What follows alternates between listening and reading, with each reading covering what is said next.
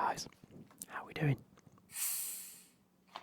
This is Clem ASMR, Clem ASMR, and we're going to be reading through some football facts.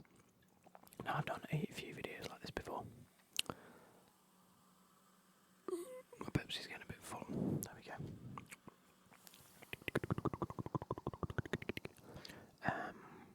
So I had to find a website that I hadn't already read. And I found this one that said 100 football facts. And I know I did something like this last time and didn't get through all of them.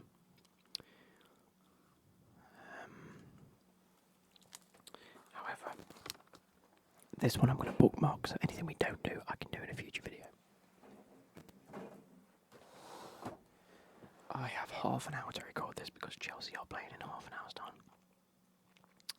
And I'm going to go downstairs and watch that and just chill out for the evening. I've had my dinner. It's been a long, tiring time at work.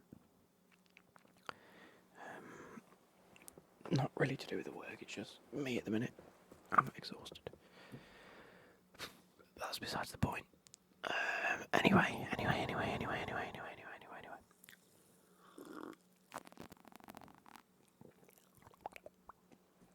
Let's go. 100 football facts. Bookmarked. Done. Number 1. Chelsea are the only team to be holders of the Europa League and the Champions League at the same time. In 2012, the Blues won their first Champions League, and the following season, with Rafa Benitez at the helm, the club won the Europa League final on the 15th of May. Given that the Champions League final was due on the 25th of May, for only 10 days, Chelsea were the holders of both titles. Number two. Giuseppe Bergomi played in 4 World Cups, but he never played in any qualifier game. Nicknamed the Uncle, was a late call-up to the 1982 squad at the age of 18, playing in the final 3 matches of the tournament, but he wasn't a regular during the qualifying process for that tournament. As holders in 1986, Italy didn't have to qualify, while in 1990, Italy held the tournament in their nation, so again, didn't really need to qualify. And then after being dropped under the manager Arrigo Sacchi, Bergomi was a late call-up for 1998 when he made 3 more appearances. So he played in 4 separate World Cups, but never in any other qualifiers. Number 3, Matt Busby played for Man City and Liverpool. Yep, the legendary Man United manager racked up over 300 appearances as a player for United's 2 biggest rivals, before leading the Red Devils to their very first European Cup victory, and defining the path that the club would walk for the following half-century. Number 4, Nemanja Vidic is the only Premier League winner with a surname made of entirely Roman numerals. They're the type of facts that I like. Just so random, like who even thought of that? V is 5, I is 1, D is 500, and C is 100, which makes him 506, 506, 507, 607. His name is equal to 607. In number 5, Portsmouth hold the record. No, sorry, I added that up. If you were to do it VIDIC, it'd have a specific number, but I'm not doing that. Number 5. Portsmouth hold the record for having held the FA Cup for the longest, 7 years, despite only winning it once in that time. This was because they won it in 1939, and there was no professional football during the war. Likewise, Italy held the World Cup between 34 and 50, 16 years, or 4 tournaments, having only won it twice in that time. Number 6. Bizente Lizarazu was the first world and European champion at both club and international level. The Frenchman won the Champions League final and Intercontinental Cup in 2001 with Bayern Munich, after lifting the World Cup in 1998 and the European Championship in 2000.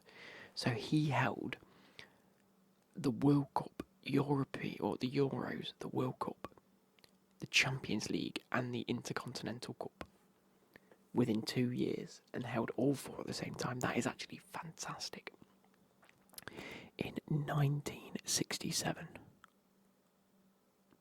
sorry, in the space of 2 years, 3 years, in 1967, Wolves, Stoke and Sunderland played domestic football in the USA. How did I not know this? The newly formed United Soccer Association lifted whole teams from Europe and implanted them to America. Wolves, Stoke and Sunderland were renamed LA Wolves, Cleveland Stokers and Vancouver Royals, respectively. With the squads and coaches going over to compete for these teams, Wolves ended up winning the one and only season the league played. What? Number 8, New Zealand were the only unbeaten team in the 2010 World Cup. New Zealand's 3 draws weren't enough to see them out of their group, unfortunately. Spain ended up winning the tournament in the end, but capitulated in their opening game, losing 1-0 to Switzerland. Fascinatingly too, Spain only scored 8 goals across the 7 matches of the tournament, winning every knockout game 1-0. Strange to think, given the romanticism of the side's tiki-taka and wealth of attacking talent. Very true. Number 9, the first Englishman to manage the World Cup final was not Alf Ramsey, but George Rayner. Rayner did it 8 years earlier with Sweden. Now you know. Number 10, the only team to have ever won the World Cup final playing in red is England. Despite the popularity of the colour at club level, no team with red as its first choice shade ever won a world title. Fair enough.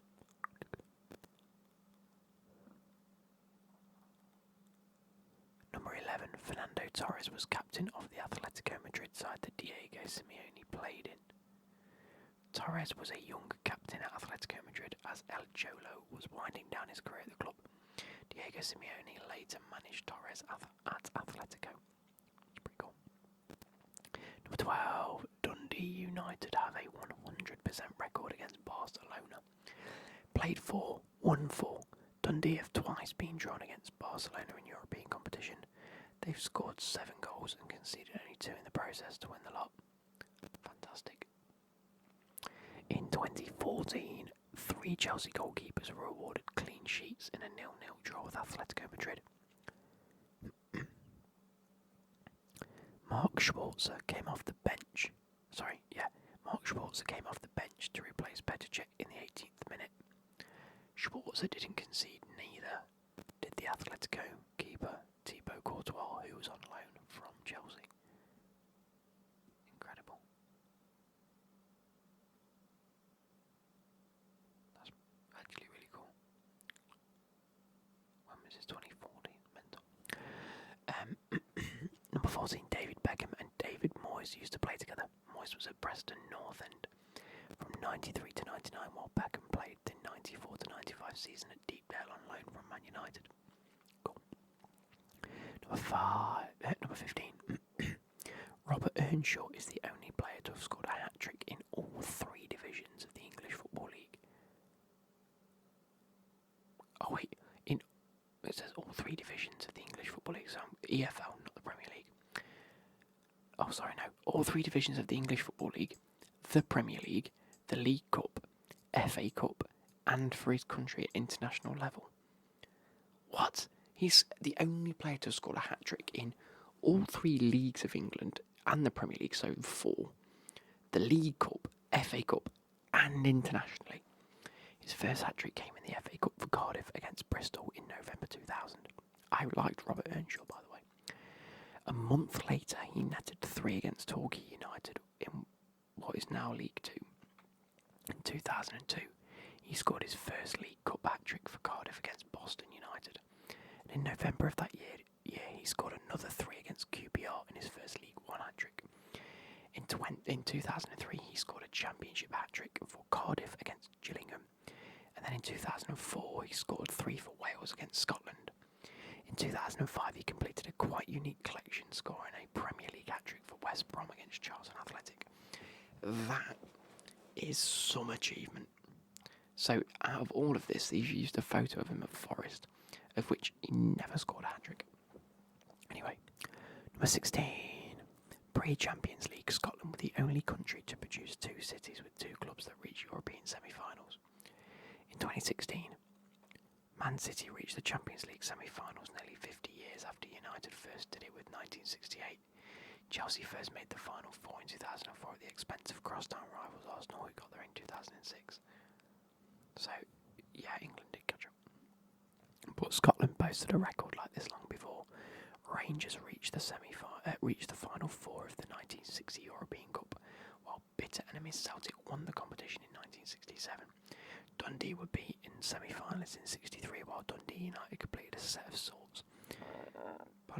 In 1984 when they got to the semis. In 1941, Rapid Vienna won the German Championship. In fact, that Bundesliga title means that Rapid Vienna have actually won more German titles than Bayer Leverkusen. Not anymore, because they've won the league.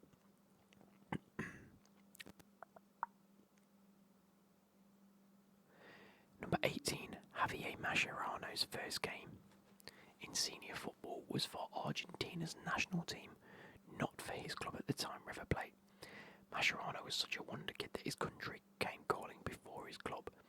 Aren't you glad that this is our Mascherano fact rather than the time he tore his anus making a last-ditch tackle on Robin? Oh.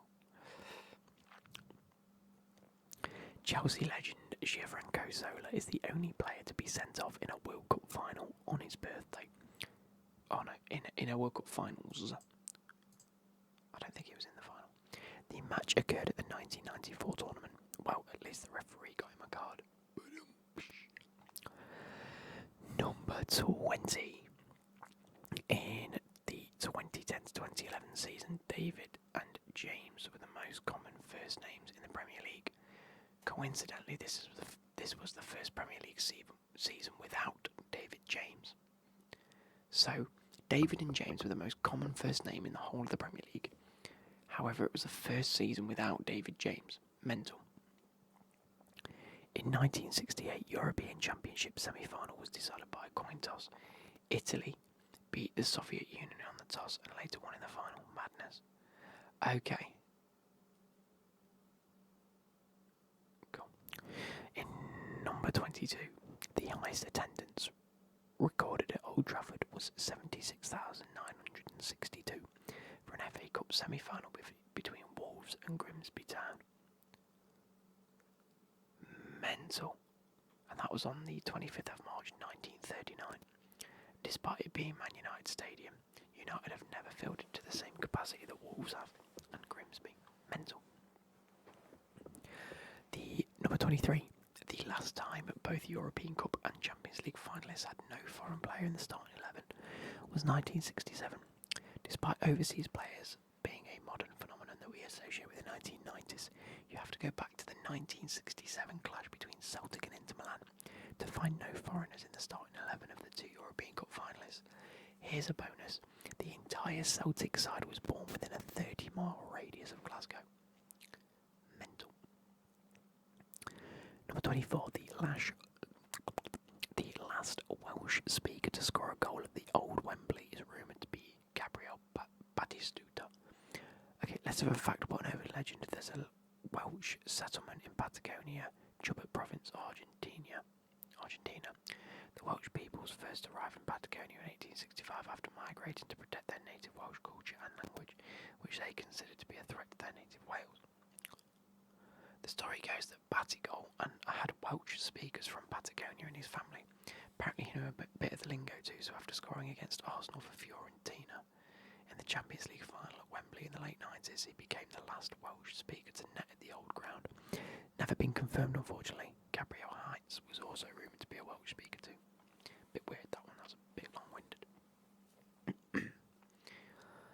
While she was director at Birmingham City, Karen Brady sold her husband Paul Pescisolido to Stoke for 400k. Mental. Okay. Ferenc Puskas was the greatest Hungarian footballer ever. Played for Spain at the 1962 World Cup. He switched nationality back when it was allowed, as did teammate Alfredo Di Stefano. From Argentina to Colombia to Spain, the fickle so-and-so. Yep. Number 27, there was no World Cup final in 1950.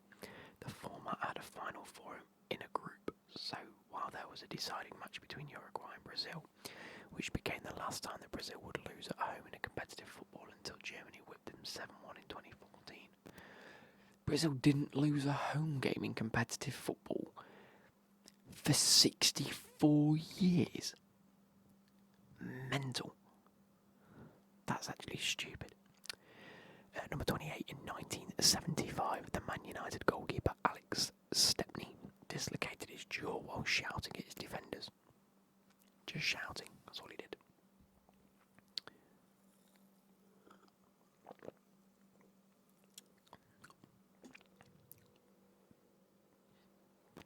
Since 1982, at least one Bayern Munich player has played in every World Cup final.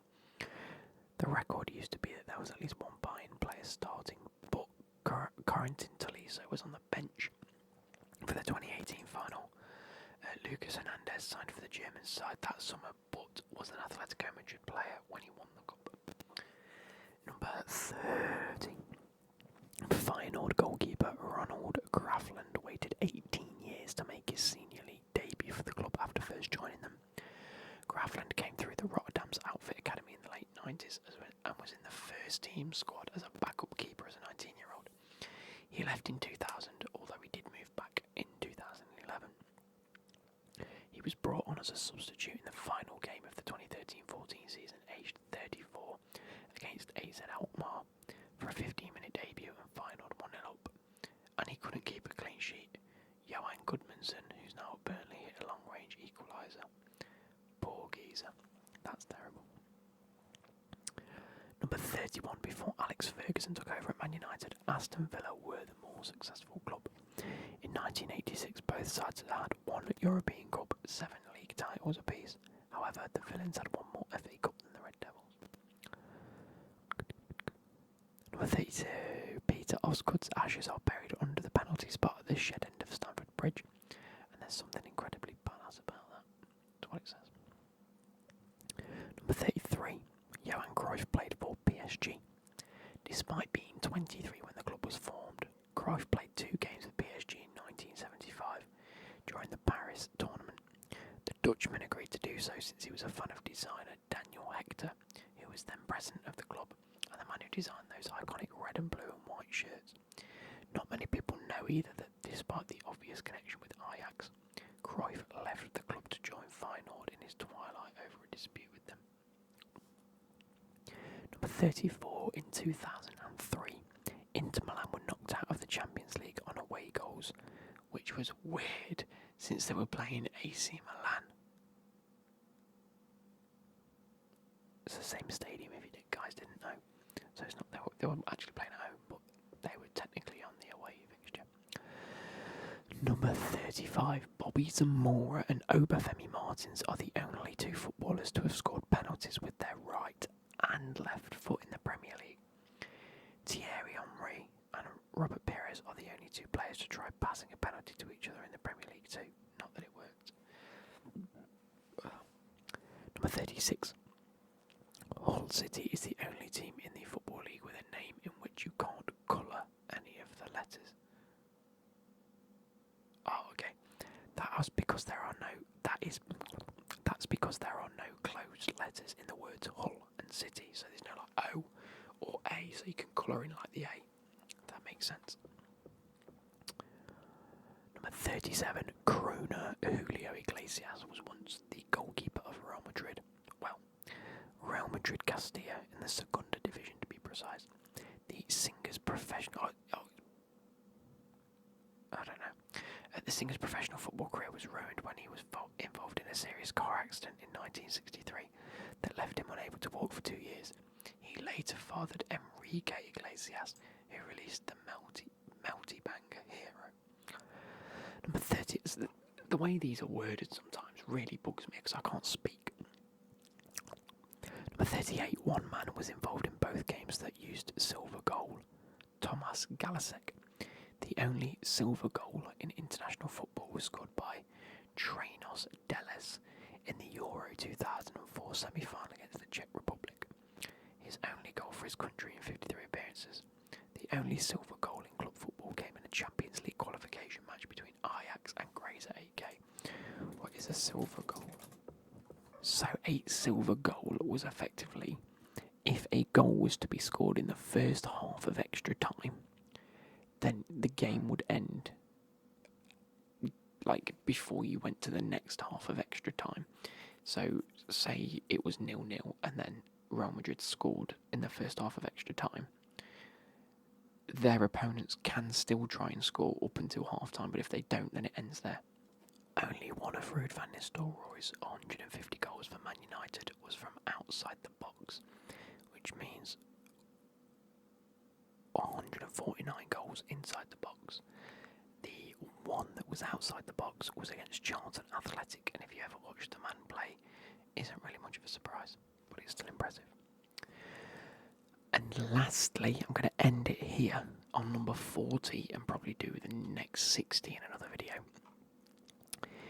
France have a record of firsts when it comes to new technology in the sport. France were awarded the first penalty by VAR in the 2018 World Cup in a group game against Australia. They also had the first goal disallowed by VAR in 2017 against Spain. In 2014, Karim Benzema scored the first goal to be awarded by goal line technology in a World Cup mauling against Honduras. In 2006, Zidane's infamous headbutt was only punished by a red card when the referee missed it originally, and Gianluigi Buffon told the fourth assistant to watch the footage pointing at the big screen. This became the first sending off to be given by an official watching video footage. That's pretty cool. Not all good. No. Anyway, it's been your boy. I hope you guys have enjoyed this. I hope you're all sleepy, and I'll catch you